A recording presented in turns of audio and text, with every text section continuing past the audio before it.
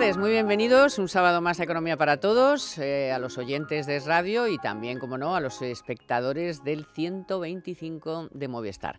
Un sábado más estamos aquí para contarles pues lo que ha dado de sí hablando de economía esta semana, y la verdad es que tenemos muchísimas cosas que contarles. Y la verdad es que podríamos decir que todas buenas, porque los datos de paro del año pasado, de la EPA del tercer trimestre, pero que ya podemos hacer un global anual, son bastante buenos, con matices muy importantes, como por ejemplo, hay ahora mismo ya más mujeres trabajando que antes de la crisis, hay más empleo indefinido que antes de la crisis, y solamente les diré una cosa, también 317.000 mujeres están cobrando el complemento de pensión por maternidad, lo que supone más o menos un 15% más en la cuantía de su pensión. Digo esto porque como ahora ya, como los datos son buenos, ahora hay que hablar de la precariedad, de los salarios, de la brecha salarial. Bueno, pues vamos a ver, hay más mujeres que hombres trabajando, hay más mujeres que antes de la crisis trabajando, en fin, que hay brechas que se van rompiendo a base de hechos, no de estadísticas que nadie conoce muy bien de dónde vienen. Pero bueno, esto es ahora lo que hay que argumentar, ¿no? Porque claro, ya no se puede decir que España está destruyendo empleo. Ahora lo que hay que hacer es cargarse la reforma laboral porque, no sé, pues porque el PSOE necesita, yo qué sé, sacar algo por lo que atraer a alguien. Supongo que a los de Podemos o no sé, los que estén desencantados de Podemos, no tengo ni idea. El caso es que ahora lo veremos y lo trataremos aquí, pero es como de locos. O sea, cuando se han recuperado más de 2 millones, casi 2.100.000 empleos, decir que hay que derogar la reforma laboral no parece una muy buena solución.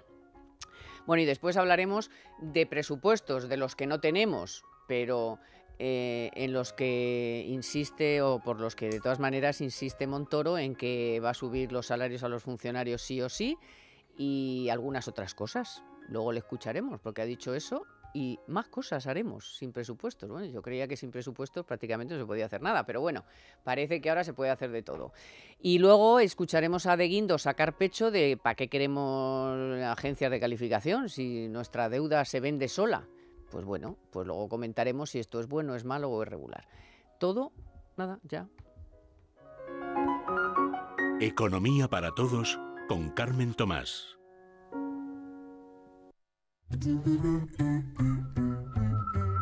Hear the road, Jack, and don't you come back no more, no more, no more, no more. Hear the road, Jack, and don't you come back. Bueno, Manuel Llamas y Luis Fernando Quintero, que están aquí, me estaban mirando como diciendo, esta ya con lo de las mujeres ha vuelto loca. No, que no es que haya más mujeres que hombres trabajando, hay más mujeres que nunca trabajando. Que bueno, Es también, muy positivo. También Es está muy muy positivo, bien. claro que sí. Se me ha ido ya me he venido arriba y ala, y venga. Pero bueno, hay más mujeres que nunca, ¿no? Es que como ahora, como os comentaba, y ya lo llevamos unos días comentando, se puede decir bastante poco negativo sobre los datos de la EPA, pues tenemos que crear otro discurso paralelo, a ver si se come el discurso de qué datos más buenos son, y es este, el de sí, pero las mujeres, pero la brecha, pero la precariedad, pero los salarios, o sea, buscando un poco que bueno, que podemos hablar de temporalidad y podemos hablar de salarios, pero hombre, vamos a ver las cosas como son. La tendencia está siendo muy positiva en todos esos, en todas esas coletillas que dices que los sindicatos y la oposición, cada vez que se dan las cifras del paro y son tan buenas como las que hemos conocido esta semana, son las coletillas, ¿no? Es que es un empleo precario, que ganamos poco, que las mujeres, que brecha salarial, que temporalidad. Pero es que si nos fijamos en la evolución que están teniendo todos estos indicadores con las cifras encima de la mano, se les cae por completo, porque es verdad que es cada vez el tema de la temporalidad lo publicábamos hace poco en Libre Mercado, es un mito. El 75% de los empleos temporales se convierten en indefinidos. En esta última EPA se observa cómo en el último año han incrementado mucho los contratos indefinidos, 500.000, si no me corregís, más de 500.000. El doble de empleo indefinido que temporal se ha Eso creado es. en 2017. Eso es, la temporalidad baja hasta el 26%, es decir, ahí ya no hay discurso, o al menos la tendencia indica que no debería haber discurso, pero es que en todas las demás variables, los parados de larga duración, los parados que tenían más de 50 años y que les costaba jóvenes. mucho encontrar un puesto de trabajo, están encontrando un puesto de trabajo. Los están hogares con cayendo. todos sus miembros en paro. Los También jóvenes, están a todos los bajando. colectivos. Es decir, todos los indicadores hablan muy positivo. Bien es cierto, y a mí me gustaría llamar la atención, aunque igual luego volvemos, que hay 2 comunidades autónomas que siguen estando Bueno, en... Sí, para eso tenemos tiempo. Pero para tener algún argumento más en este mismo sentido, vamos a escuchar cómo la ministra de Empleo, Fátima Báñez, hablaba esta semana de la calidad del empleo. Y si ha sido importante el dato de esta mañana en términos de cantidad, sin duda lo son también en términos de calidad. La gran noticia de la EPA de hoy es que a día de hoy en España se ha recuperado todo el empleo indefinido y estamos en el mismo nivel del año 2007, antes de la crisis. Bueno, si es que... A ver, es que lo que es. Claro. Es que no hay que darle más vueltas. Los datos son los que son y negar la realidad es absurdo, además de una auténtica necedad. La ministra tiene razón. Los datos de la EPA son los datos oficiales elaborados por el Instituto Nacional de Estadística y el empleo indefinido se ha recuperado por completo. Se destruyó durante la crisis 1 millón de puestos de trabajo indefinidos. Hay que recordar que cuando estalla la burbuja financiera a mediados del año 2007, la recesión llega a España año 2008-2009. En el año 2009 se destruye, y en el año 2008, entre 2008 y 2009, casi 2 millones de puestos de trabajo, 1,5 millones de puestos de trabajo. En solo un año se destruyó 1 millón de puestos de trabajo. Lo primero que hicieron las empresas cuando llegó la recesión fue, debido a que, por desgracia, este país sigue teniendo un mercado laboral muy rígido, fue prescindir de los trabajadores temporales. ¿Por qué? Porque el coste del despido es muy inferior.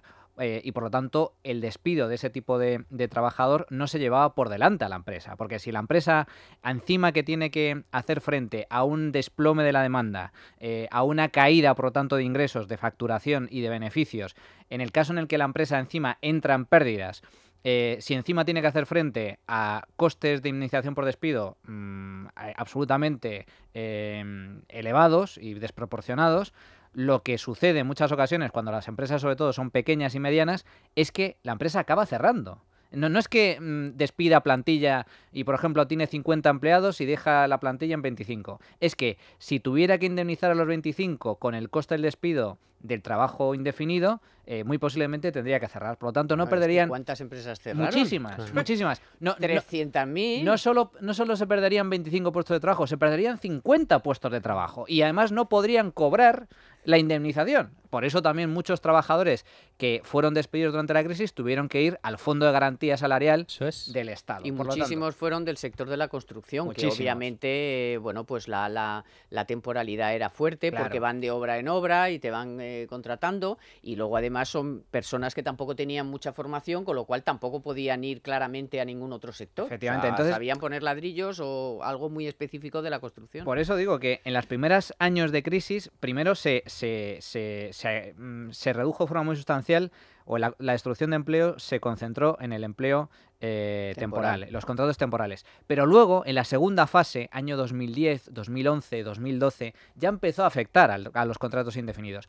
1 millón de puestos de trabajo de contratos indefinidos que desaparecieron durante la crisis. Pues bien, en solo 3 años... Bueno, a mí me parece un tiempo también bastante largo, pero bueno, la cuestión es que en 3 años, 2014-2017, se ha recuperado justo el 1.000.000 de empleos indefinidos que se destruyó durante la crisis. Por lo tanto, ahora mismo existe el mismo número de trabajadores indefinidos que en el año 2007, antes del estallido de la crisis. Eso es un dato real. Es cierto que aún quedan por recuperar cerca de 2 millones de empleos temporales destruidos, pero que, según está mostrando la tendencia, no tienen por qué convertirse en temporales, ni mucho menos. Muchos de ellos se convertirán también en indefinidos. Por Bueno, lo tanto, hay que decir que la tasa de temporalidad del año 2007, que estábamos en el Era mejor más de los alta, mundos, más era del alta. 32%, 31,9%, para que luego no me digan que me equivoco. Sí, ahora la temporalidad está en el 26, 26, 27, sí.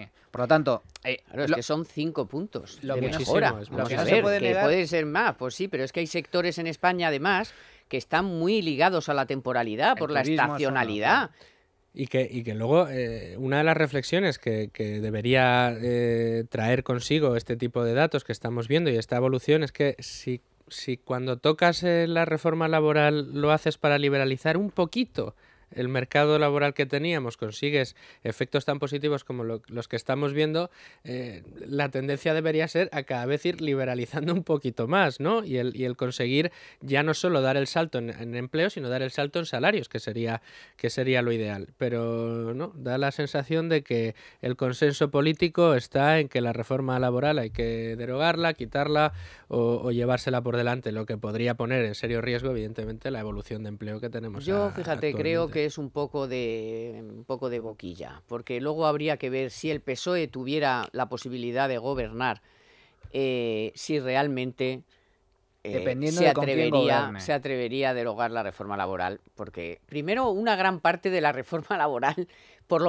la que más duele a todo el mundo sin tener ni idea, es que te despiden con 20 días y eso es de la reforma de Zapatero, o sea que es que el PSOE de lo que más se queja es de eso, del coste del despido, de abaratar el despido. Oiga, que es que eso lo hicieron ustedes. Es que no se enteran ni de lo que aprueban. Porque estos días que han estado hablando de la brecha salarial, también el PSOE con armas y bagajes y tal, resulta que la Ley Orgánica 3/2007, que regula con bastante, en fin, potencia la intención de que no se produzca brecha salarial, es de Zapatero. Entonces, pero vamos a ver, o sea, el gobierno tiene que legislar, pero si ustedes legislaron, es que no se enteran ni de lo que legislan cuando gobiernan. O sea, Es mucha la demagogia. Lo trágico del tema es que, a ver, al hilo de lo que tú decías, igual es de boquilla en el sentido de que si el día de mañana gobernase el PSOE con Ciudadanos, yo creo que difícilmente tocaría la reforma laboral. Otra cosa es que gobernase con Podemos, ¿no? Que eso ya sería uno de los peores escenarios posibles. Pero es cierto que, aparte de que muchos políticos hablan sin conocimiento, sin tener ni idea de lo que están hablando, y aparte a ellos se les suma la habitual demagogia a los partidos, en el caso del paro es evidente, hay una demagogia brutal, es decir, en lugar de reconocer, oye, pues mira, la reforma laboral está funcionando, es cierto que está acabando con el problema del paro, aunque haya cosas que mejorar, en lugar de defender ese tipo de reformas con independencia de quién las haya aprobado, pues se dedican a denostarlas, a decir que hay que derogarlo, a inventarse problemas donde no los hay, a exagerar datos, a maquillar datos, es decir, directamente mienten a la opinión pública. Pero yo es que creo que es tan evidente la mejora de la economía y la mejora del mercado laboral en España que difícilmente van a engañar a nadie, es que porque se la han gente quedado- lo percibe. se Es han que quedado- hay ofertas laborales, hay mayor actividad económica, hay gente que está encontrando trabajo. Se nota que la situación está mucho mejor. Pero por lo Manolo, tanto. ¿cuál es uno de los informes más manipulados que hay de los que se publican anualmente? El de la desigualdad de Oxfam. ¿Cuándo se publicó ese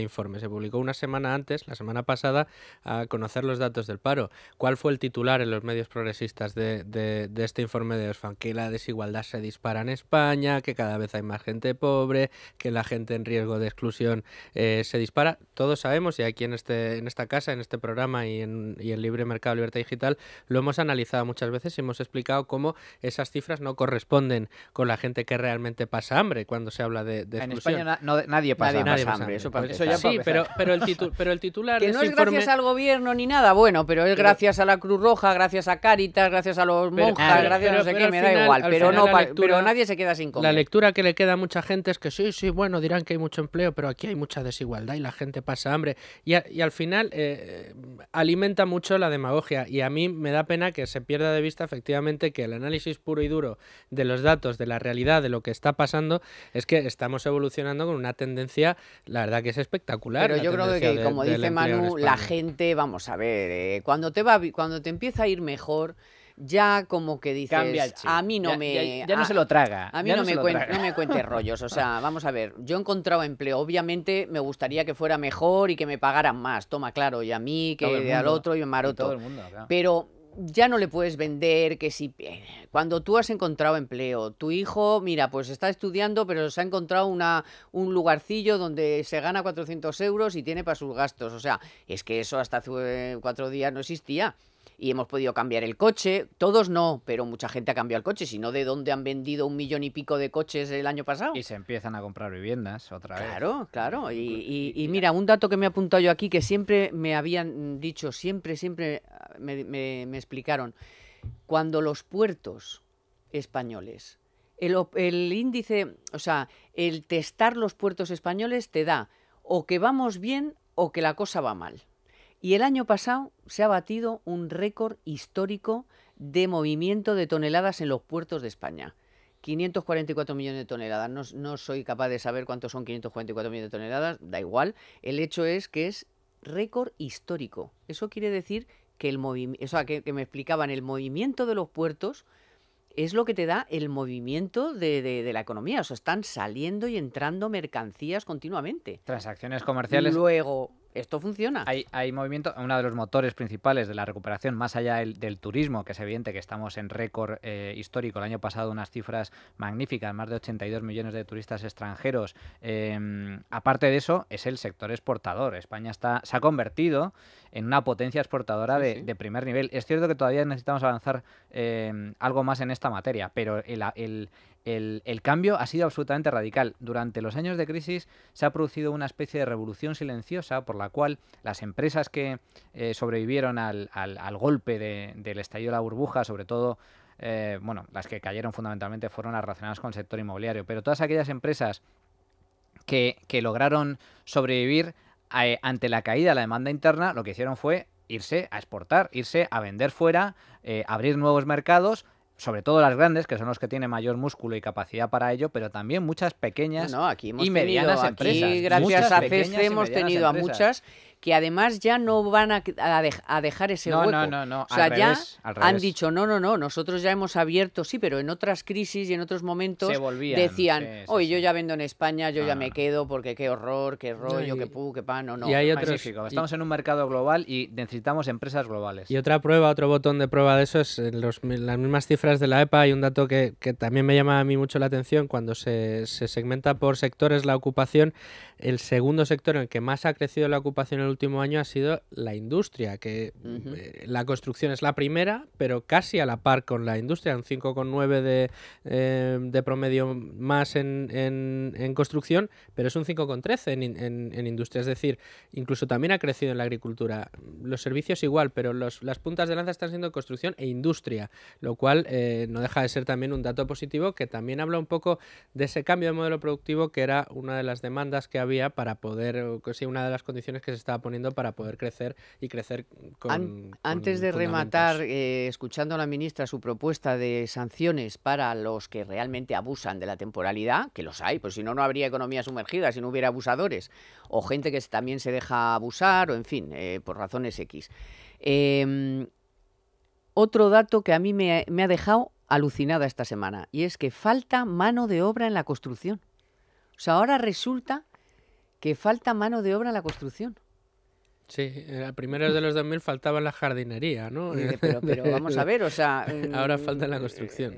Ahora, a ver, si hemos echado a tanta gente de la construcción, que ahora No, tiene que volver. yo creo que hay un campo todavía A ver, la construcción está creciendo y está creciendo de forma razonable, sobre todo en determinadas zonas del país. Pero parte, de hecho, de los de trabajadores en paro que todavía están, por desgracia, en el paro, la mayoría sigue siendo procedentes del sector de la construcción. Otra cosa Pues es el falta mano de obra. perfil que demandan quizás Porque las empresas para... Además se lo he leído a Bartolomé y a toda esta gente que está, vamos, Ruiz Bartolomé, que son... Serán a lo mejor algún tipo de perfil más cualificado, no lo sé, desconozco exactamente cuáles son los detalles, pero de esos 3 millones aproximadamente, bueno, 3 millones según paro registrado, pero en realidad según la EPA 3,7 millones, de esos 3,7 millones, 1 millón largo, está relacionado todavía con el sector de la construcción. Gente que sale del sector de la construcción y que no sea reciclado para activarse en otro sector. Pero bueno, el hecho de que... O se han reciclado muchos también porque están haciendo mucha reforma. Sí, eso es cierto. Muchísima La reforma. reforma sí que Entonces está... a lo mejor no encuentran mano de obra para lo que son las obras de grandes obras porque la gente se ha más o menos ido hacia otro campo, todas que formas, es el de la rehabilitación. Sigue siendo una muy buena señal el hecho de que algunas empresas tengan problemas para encontrar trabajadores de determinado perfil, porque eso, entre otras cosas, formación. Significa formación y también significa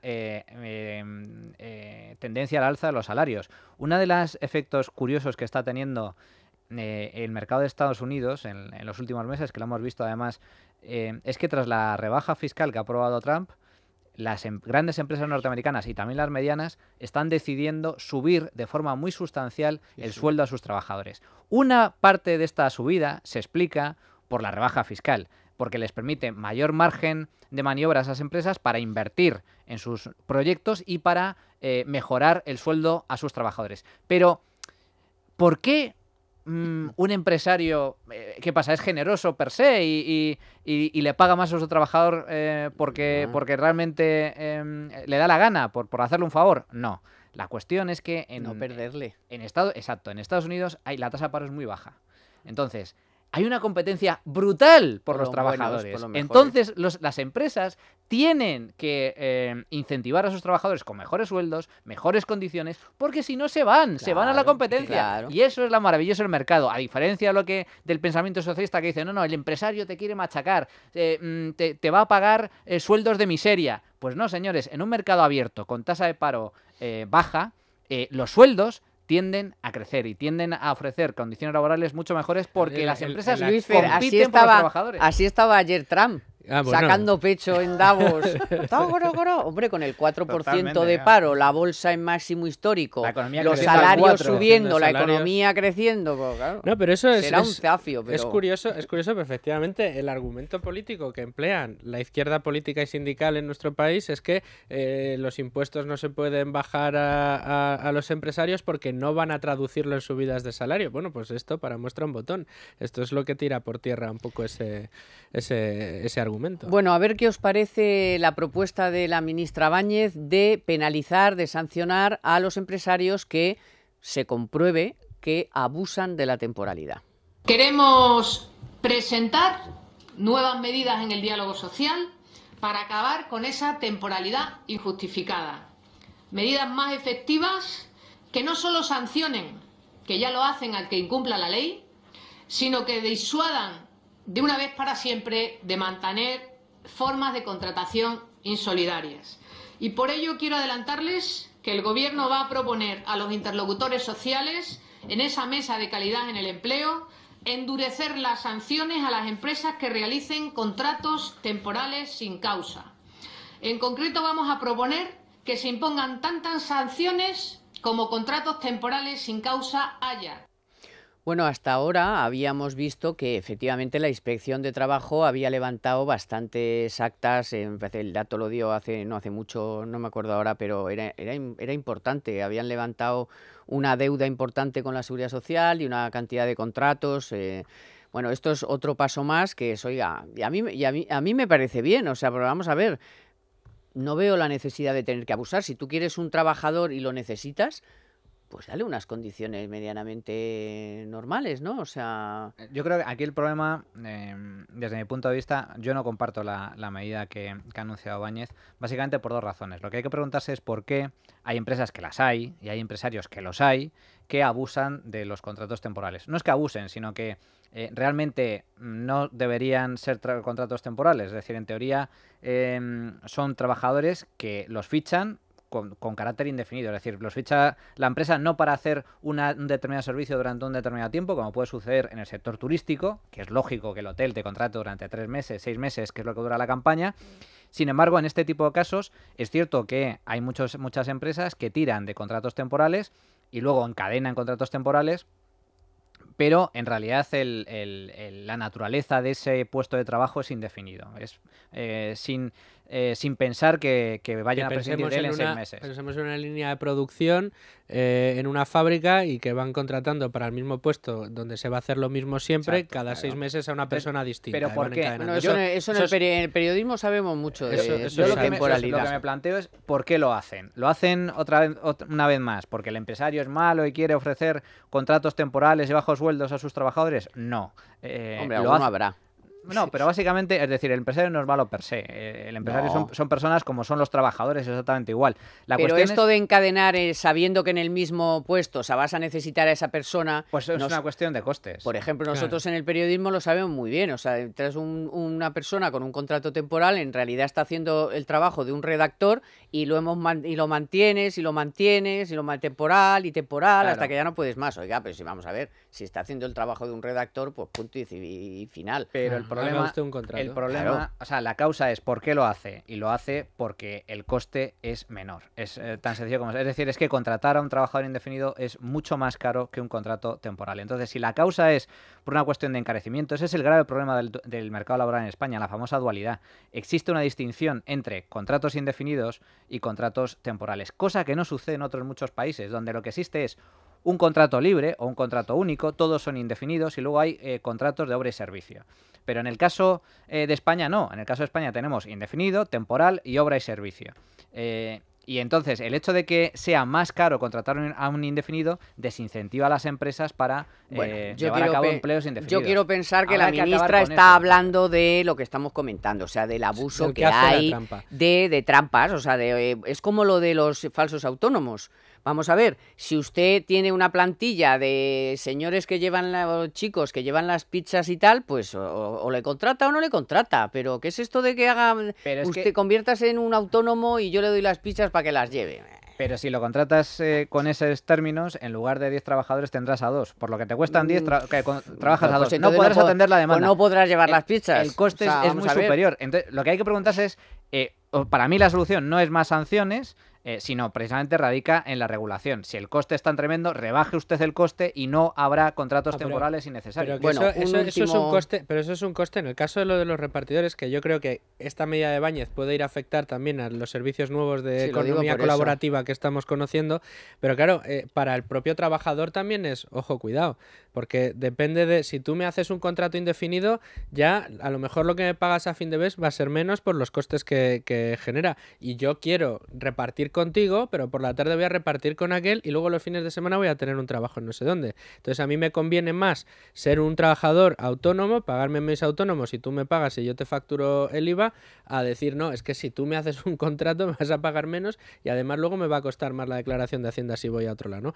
sea, quiero decir que en ese tipo de trabajos hay que medir muy bien la medida, porque a lo mejor efectivamente el modelo de trabajo que lleva un repartidor no es el que más convenga para un trabajo fijo, indefinido. No sé si me estoy En explicando. los nuevos modelos de negocio, de hecho, en la nueva revolución tecnológica, las empresas relacionadas con el mundo de la tecnología y tal, está cambiando por completo las relaciones laborales. Claro. Las relaciones laborales no es el de contrato indefinido de por vida y te quedas en una empresa, sino que son contratos muchos, pues eso, de autónomos, en donde tiene mayor flexibilidad y favorece tanto a la empresa como al trabajador. Y yo creo que en ese sentido la regulación española sigue siendo excesivamente rígida, excesivamente arcaica. Yo entiendo que existe... No un abuso, sino que lo que entiendo es que hay muchos contratos temporales que no deberían ser temporales. Eso. Pero el problema está, insisto, en la regulación. En lugar de sanciones, deberíamos apostar por contratación libre y Estoy de acuerdo despido contigo, libre. pero es de ley decir que efectivamente hay algunos, Sí. no muchos, pero hay en algunos nuestro empresarios sector, mucho. que lo hacen y lo hacen de forma indebida. Son unos listos. Nuestro vaya. sector Hay mucho. algunos que son un poco listos. Porque es más caro. No, no es que sean listos, es que, a ver, es que si te sale más barato, tú no te ahorras cuando como consumidor, no también miras el precio de las cosas y si te ofrecen Hombre, claro. lo mismo por un precio menor lo compras. Claro. Sí, ¿no? Pues el empresario exactamente Bueno, igual. pero tiene que ser lo mismo. Claro, pero yo lo Lo hago sin mismo, lo hacer mismo. fraude de ley. Ya si tiene No, no, alguna... pero a ver, ya es si una es cuestión de costes. con nada alguna más. cosita que ya no es lo mismo, ya a lo mejor luego me arrepiento de haber pagado un poco menos. Sí, Porque pero, a lo pero lo mejor que me decimos, la el han encadenamiento de clavado. contratos temporales para ocupar un puesto fijo, eso es un fraude de ley y por eso se va a perseguir. Pero es un fraude de ley, pero estamos de acuerdo que es un fraude de ley. La cuestión es, la solución es castigar al que realiza el fraude de ley o cambiar la ley para que deje de desincentivar ese fraude.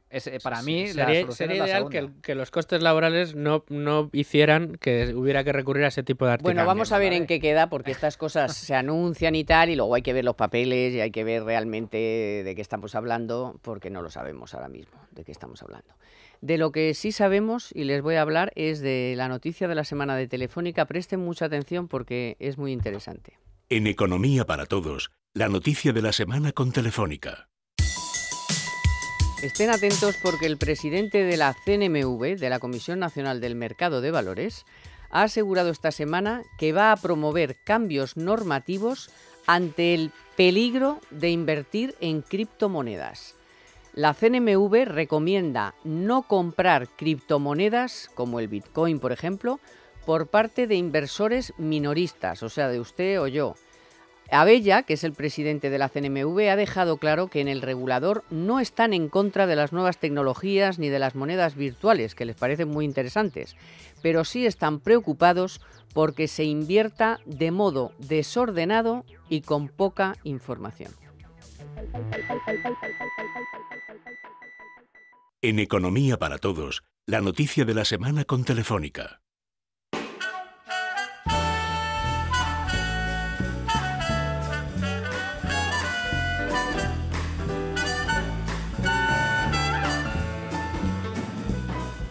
Sunday morning rain is falling. Steal some cover, share some skin. Clouds are shrouding us in moments unforgettable.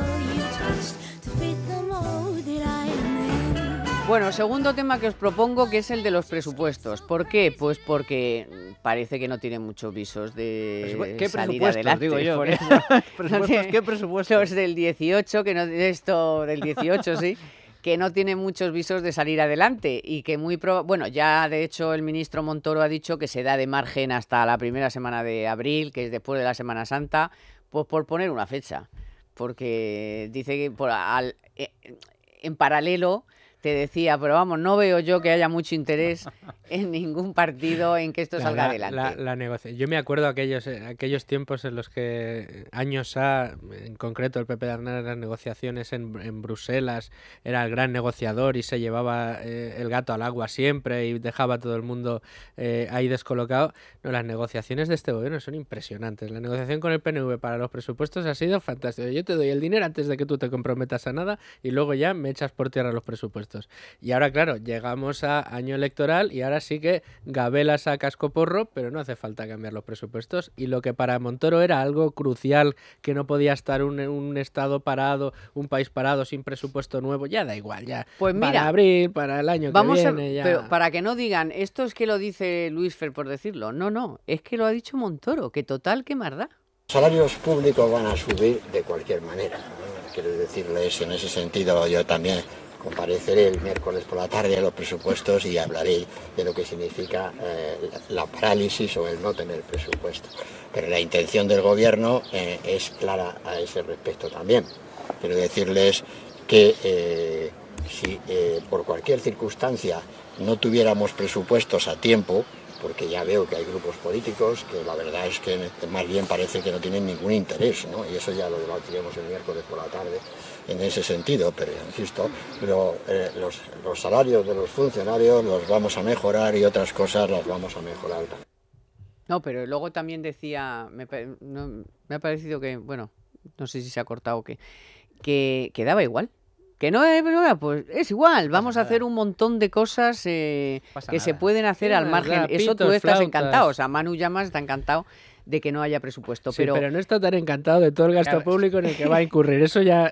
Si no hay presupuesto, no debería haber presupuesto. Es decir, que se prorrogue y ya está. Ahora, que Montoro anuncie que, bueno, no, se va a prorrogar, pero da igual, yo voy a subir igual el gasto. Es que no, Oye, es que no va, es que no puede hacer es eso. que no va a hacerlo. Es que no puede Yo creo, hacerlo. o sea, es que lo que no puede un gobierno es gobernar todo un año en base a decretos. No, a ver, yo creo, sinceramente, a ver, para empezar, las declaraciones de Montoro me parecen significativas por lo siguiente, que la gente que nos esté escuchando lo tenga muy claro.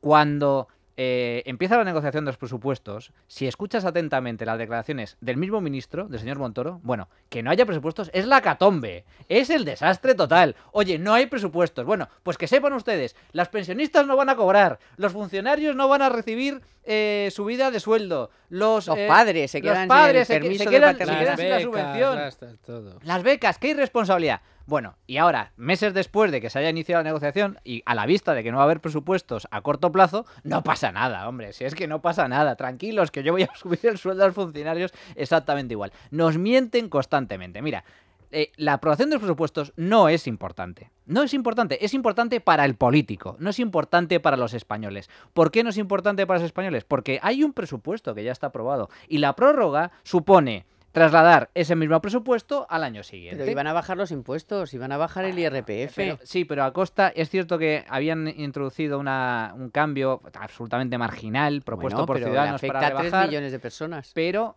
eso sería contrarrestado con subidas sustanciales de gasto público. Por lo tanto, yo, virgencita, que me quede como estoy. Si es que yo prefiero eso. Ahora, que Montoro diga, a pesar de que vaya a haber prórroga, vamos a subir el sueldo a los funcionarios, en primer lugar, habrá que ver si eso se puede hacer, que yo tengo mis dudas de que se pueda hacer.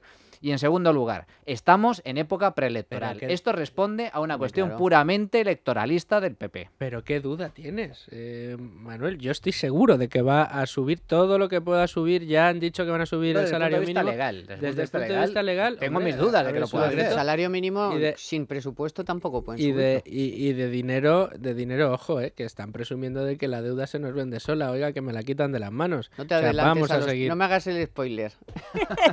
Pues soy obediente, Carmen, y aquí me quedo. Pero que yo creo que todo lo que puedan hacer y más lo harán. Lo van a Estamos intentar, en época, lo has dicho tú. Lo van a intentar de todas maneras posibles. Ahora, yo me voy a mojar en este caso. Yo creo que sí va a haber presupuestos. No va a haber prórroga presupuestaria y yo creo que en abril, mayo, dependiendo un poco de cómo esté la situación de Cataluña, pero yo creo que el PNV va a acabar apoyando al Partido Popular. Ciudadanos también, Ciudadanos, exactamente, porque la senadora se va, se supone. Se supone.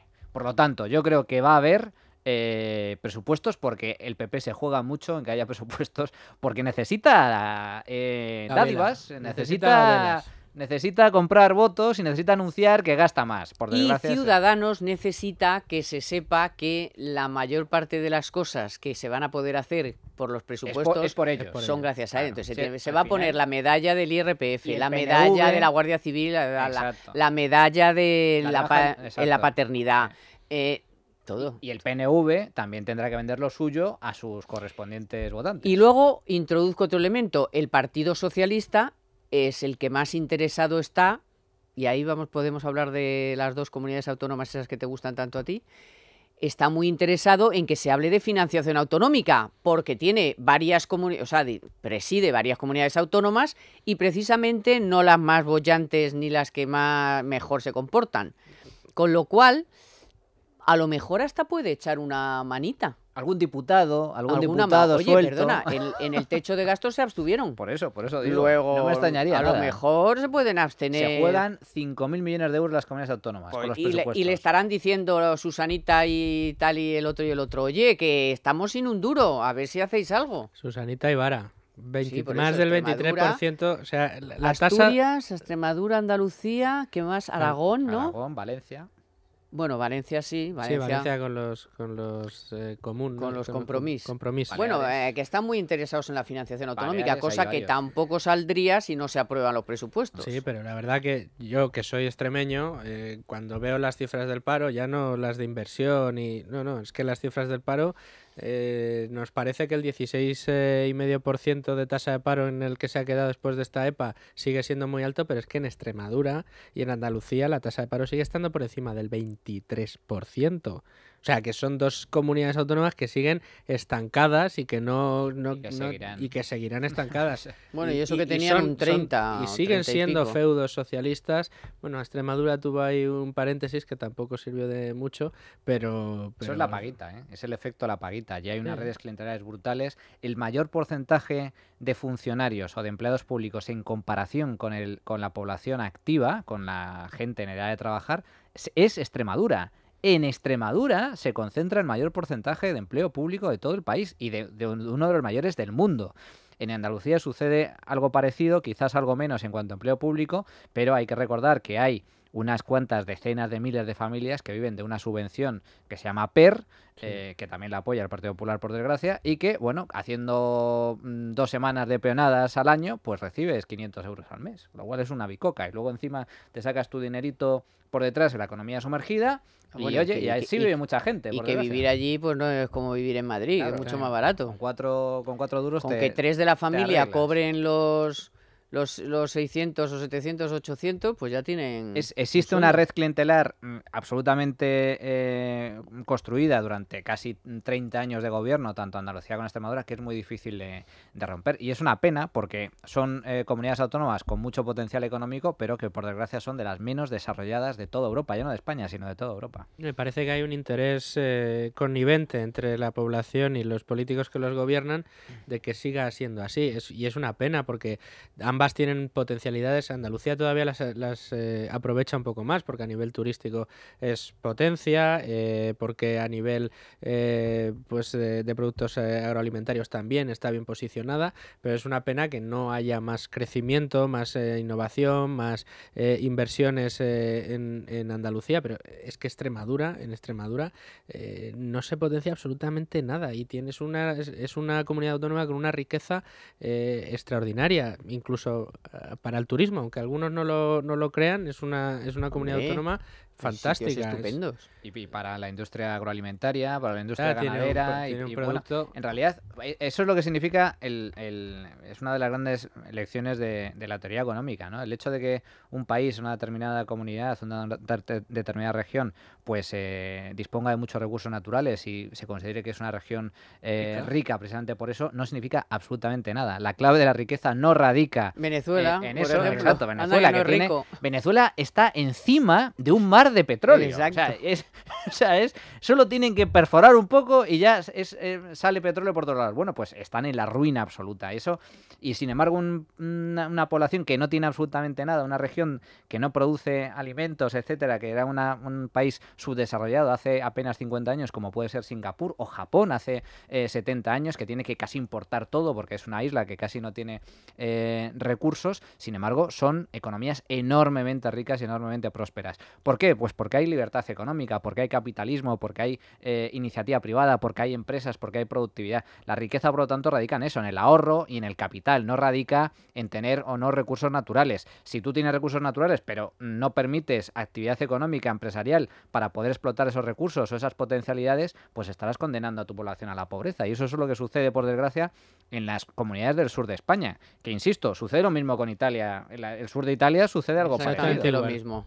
Y el de Portugal porque... El Algarve ha mejorado. Porque el Algarve, bueno, Ha por mejorado. eso, Ha porque mejorado el tiene, turismo. porque tienen ahí un turismo impresionante y es muy bonito y además está, Y Portugal ha mejorado mucho en los calidad-precio, últimos calidad-precio es muy razonable, pero el sur de Italia es un desastre y Es un podría ser también una zona muy bonita de visitar y de turismo, aparte de que es insegura totalmente, absolutamente, Sí. te da un pánico de volar por allí, pero también podría ser Aún- una fuente de riqueza y sin embargo pues son un desastre. Aunque en línea con lo que estabas comentando tú, Carmen, yo sí considero que el hecho de que haya varias comunidades autónomas gobernadas por el PSOE que tengan interés en que también salgan los presupuestos adelante para recibir no el dinero, que el dinero ya lo tienen, sino un aumento del gasto disponible. A un yo año creo- y pico de las elecciones. Claro, es que esa es la clave. Yo creo, por eso digo que Es que va a las haber presupuestos sí o sí. Es que a todos les interesa que haya presupuestos. Sí, pero a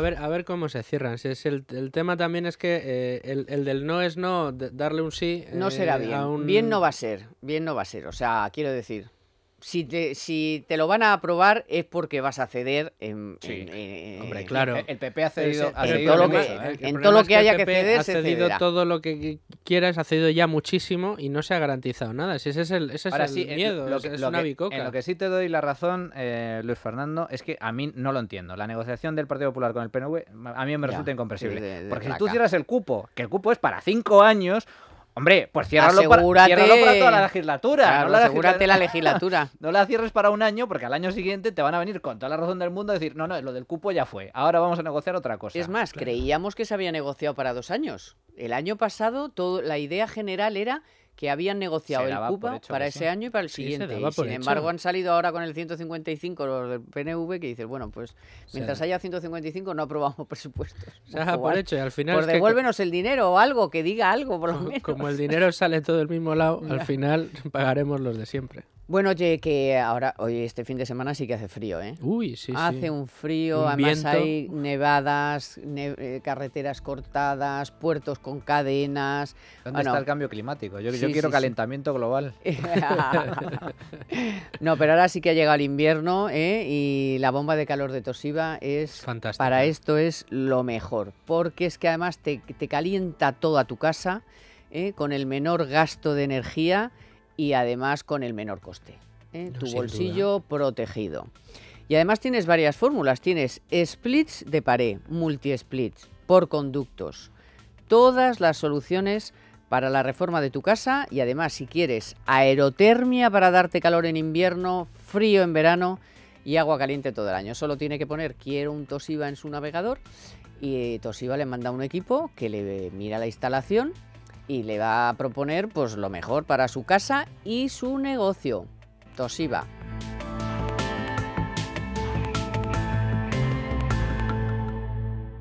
When you were here before, you couldn't look you in the eye. You're just like an angel. Your skin makes me cry. Bueno, y nos queda este último tema que me hace a mí, me ha hecho gracia, sobre todo cómo nos ha vendido el ministro de Guindos, que no es muy dado a ser muy fanfarrón, ni muy optimista, ni muy ha ido siempre poquito a poco, las cifras tal, pero se nos ha venido arriba, le ha pasado como a mí al principio del programa. Se ha venido arriba y fíjense cómo esta semana ha despachado lo de las agencias de calificación, que creíamos todo que eran monstruos con los que no te puedes meter, porque luego te cascan y tal, Bueno, no, pues mire. Todas las agencias de rating van a van a valorar la deuda española, ¿no? Y de algún modo esto no es un tema de ahorro de costes, no de ahorro de costes, ¿no? Es que la deuda española es tan relevante que yo creo que no se necesita, lógicamente, pagar a ninguna agencia de rating. Vamos, que se vende sola, que es que que la sacamos, la vendemos y ¿para qué queremos que nos califiquen? Hombre, siempre hemos pensado, no sé, ya sé que tenéis opiniones diversas, pero para aclarar a nuestros oyentes y nuestros espectadores que, vamos a ver, hasta ahora creíamos que cualquier deuda, no solo quiero decir, la alemana también se vende muy bien. Mejor. Y supongo que las agencias de calificación, pues cuando tienen que tomar nota y hacer sus calificaciones, pues las hacen, ¿no? ¿A qué viene ahora esto de a nosotros no necesitamos pagar a nadie porque nos vendemos? ¿A qué ha venido? A mí, pues fíjate que no acabo de entenderlo. No sé más allá, porque el coste es ridículo en comparación con el presupuesto que tiene España, es absolutamente una minucia, algo absolutamente marginal, una migaja absolutamente, y yo creo que pues igual responde a eso, precisamente a intentar sacar pecho, porque efectivamente han cortado, esto no viene de ahora, lo que han cortado ahora es el contrato que tenían con Standard & Poor's, y se han quedado con una canadiense. Se han quedado con una canadiense que casualmente es la que mejor valora la deuda española. A pesar de que no la conoce nadie. Casualidad. De que no es una de las... Pero el año pasado ya habían cerrado el contrato con Fitch y por lo tanto, digamos que han cancelado todos los contratos que tenían con las agencias y sin embargo no se ha norteamericanas. subido la calificación Sí, Fitch. porque es cierto, a ver, lo que no tiene sentido, en eso tiene razón Guindos, o sea, para mí la pregunta es, ¿por qué las pagábamos? Y hasta cierto punto tiene lógica, es decir, me explico, Durante los años de crisis, pues, oye, tiene lógica a lo mejor que contrates a una agencia de calificación para que darle un mensaje al mercado de que abres tus puertas. Porque tú cuando contratas una agencia de calificación, la agencia de calificación puede acceder a todo tipo de datos. A muchos más datos de los que tiene posibilidad públicos. en caso de que no tenga ese contrato. ¿Te gustaría que Entonces, digamos que el gobierno, cuando hace un contrato de estas características, lo que le está trasladando al mercado es, mira, yo abro mis puertas y que aquí se va a ver absolutamente todo, para que vean todo y demás. Entonces se va a calificar con mucho mayor detalle. Durante los años de crisis tenía lógica que eso se produjera porque, claro, la deuda española no la quería casi nadie. Era una deuda de alto riesgo, España estaba sometida a una fuerte tensión financiera, una fuerte presión financiera, la prima de riesgo disparada. Entonces, era un mensaje del gobierno decir, mira, nosotros abrimos las puertas y aquí las agencias van a poder ver todo y van a calificar en detalle. Eso le da un mensaje de confianza a los inversores. Pero ahora, que se vende sola la deuda... Estás en 70 puntos básicos la prima de riesgo. Sí, en la prima de riesgo cayendo y con colocaciones pues muy fáciles y con alta demanda, pues mira, han prescindido de ellas. Y efectivamente, Guindos tiene razón en el sentido de que la deuda española va a seguir siendo calificada, porque es muy relevante. No es lo mismo que con el Ayuntamiento de Madrid. ¿Os acordáis que el Ayuntamiento de Madrid... Eso quiero yo que lo vea, porque todo el mundo lo que ha dicho es... Pero si a nosotros nos decían que esto era malísimo, pues no tiene nada que ver. Da dos pinceladas y explica tú, o sea, porque es que a mí eso me lo han dicho todo el mundo.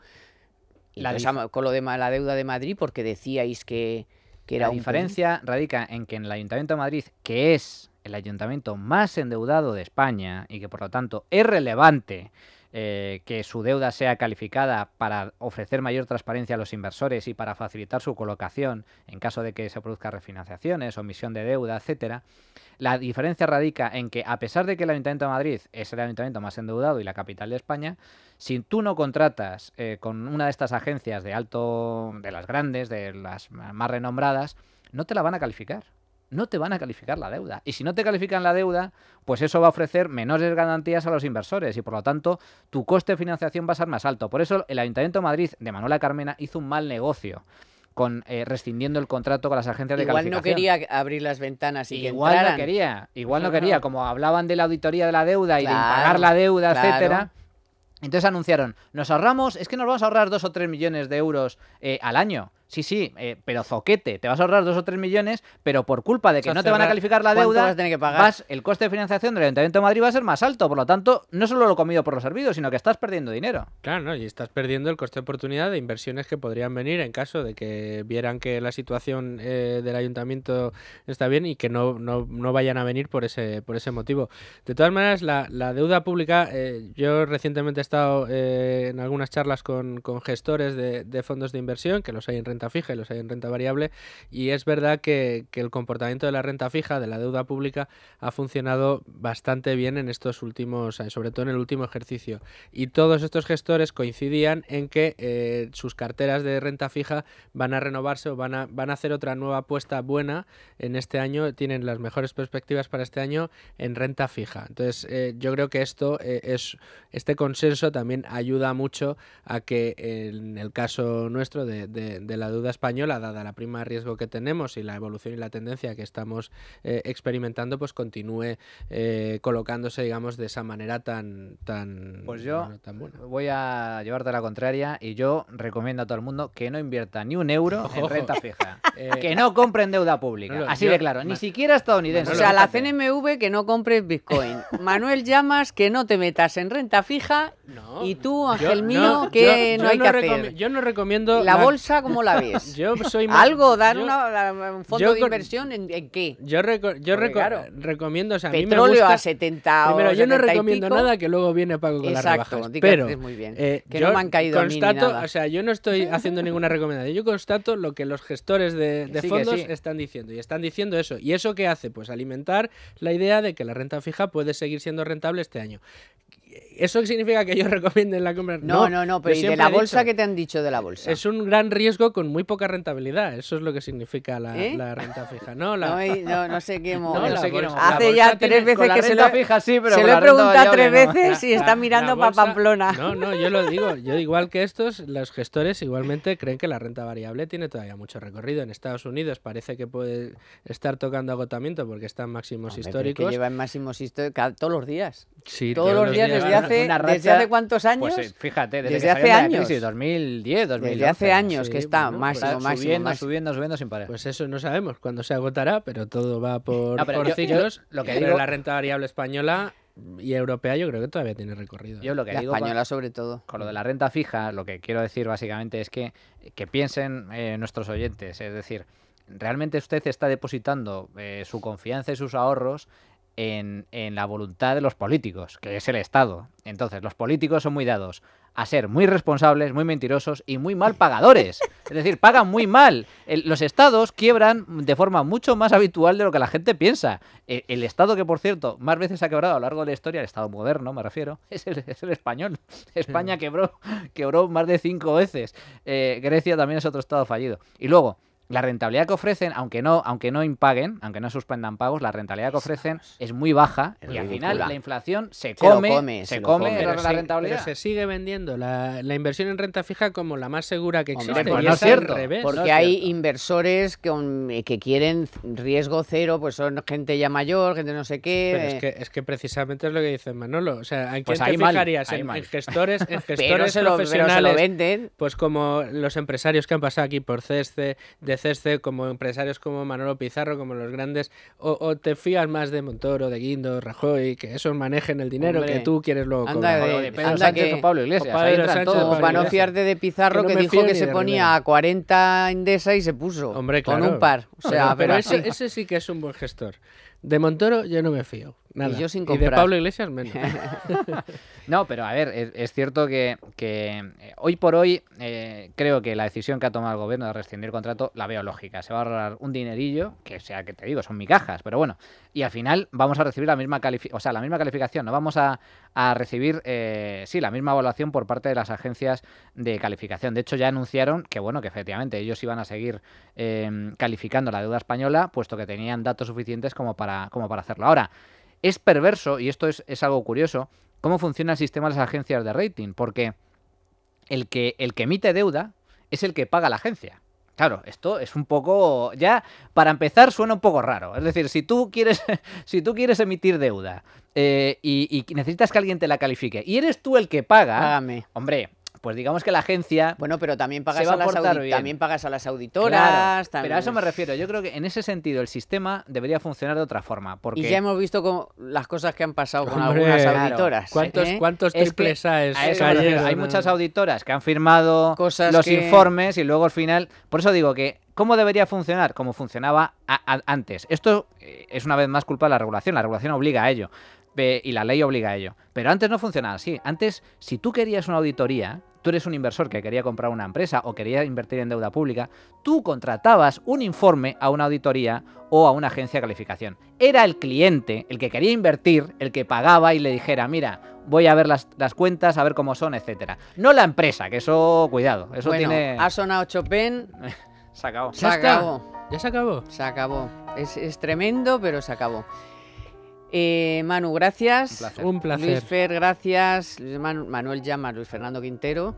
Y hoy, como siempre, estaba a los mandos técnicos Víctor San Román y en la producción Aya Pertusa. Muchísimas gracias por acompañarnos un sábado más. Se nos hace cortísimo, esperamos que a ustedes también. Y como no paran de pasar cosas, pues el sábado, por supuesto, estaremos aquí de nuevo para contárselas. Que tengan un buen fin de semana y hasta el sábado que viene. Economía para todos con Carmen Tomás.